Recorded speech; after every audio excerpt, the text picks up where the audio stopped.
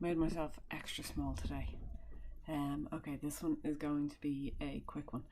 Before we move on from demographic transition models, we just need to talk about what happens next. So demographic transition models have taught us that countries go through different stages from stage 1 up to stage 5 as they become more developed. So the least developed regions in society are at stage 1 and the most developed are at stage 5. So this then begs the question, what happens next? So does everybody just get to stage 5? Or do the less developed countries continue to have loads more kids?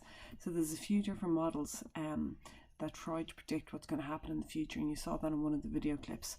But basically, ideas about population growth in the future can be kind of simplistically be divided into the negative view of the future and the positive view of the future. And that's what we're going to look at now.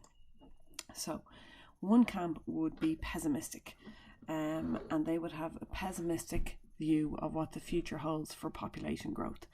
So this is the dictionary definition for pessimistic.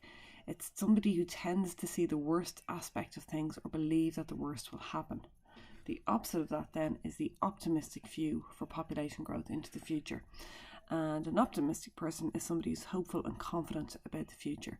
So all of us know people who are either pessimistic or optimistic, and you yourselves will probably be either one of these things.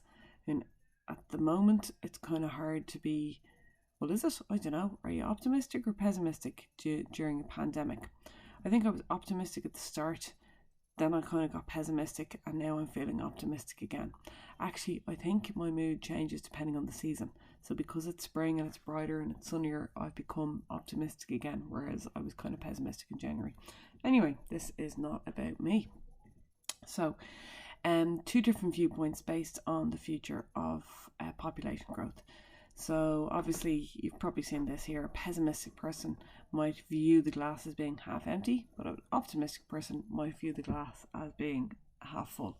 And I liked this little cartoon. So Captain Optimism, I will defeat you, versus pessimistic man, who's like, yeah, you probably will. So optimistic people believe that in the future population growth will slow down and there will be enough in the world for everybody, whereas pessimistic people believe that population growth is going to continue really, really rapidly and we'll keep having a population explosion, and that basically there's not going to be enough to go around in the world. So you're taking this down. What is the future of population growth? There are two contrasting ideas about the future of population growth. Contrasting means two different ideas, okay? Not two similar ones. The first one is the pessimistic view. So pessimistic means tending to believe that the worst is going to happen. This view is that population is going to continue to rise at a very fast rate and will reach 11 billion by 2050. If this happens, there will be huge pressure on resources such as land, fresh water and food. So if you think about it, there's not going to be enough places for people to live. We're not going to have enough fresh water. How can we continue to feed all of these people? This is then going to have a negative impact on people's standards of living. So if you don't have access to food supply, if places are overcrowded, then you're going to have a poorer standard of living. Another issue with this is that the population continues to grow so quickly, it's going to put more pollution into the air, and then this could speed up climate change. And we all know that doesn't end well. Okay, the optimistic view then. Optimistic means being hopeful and confident about the future. So this view is that people will have less children and the population will grow at a slower rate. They believe that this will happen because education and healthcare will be more available in the developing world.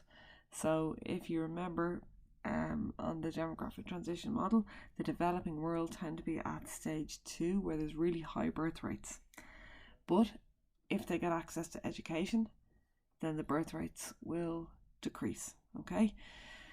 And if the birth rates decrease, then population is going to grow at a much slower rate.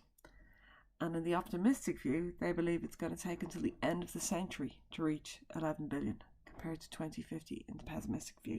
Okay, so you need to take this down. Then once you've taken this down... Never before in history have there been so many people on Earth. Okay, Then after you type that down, I need you to watch this video. I'm going to put the link up separately. And this kind of summarizes, it takes a different way of looking at the demographic transition model, but it also talks about the different types of future that might occur because of population growth. There's 10 questions of that are going to be going up on assignments.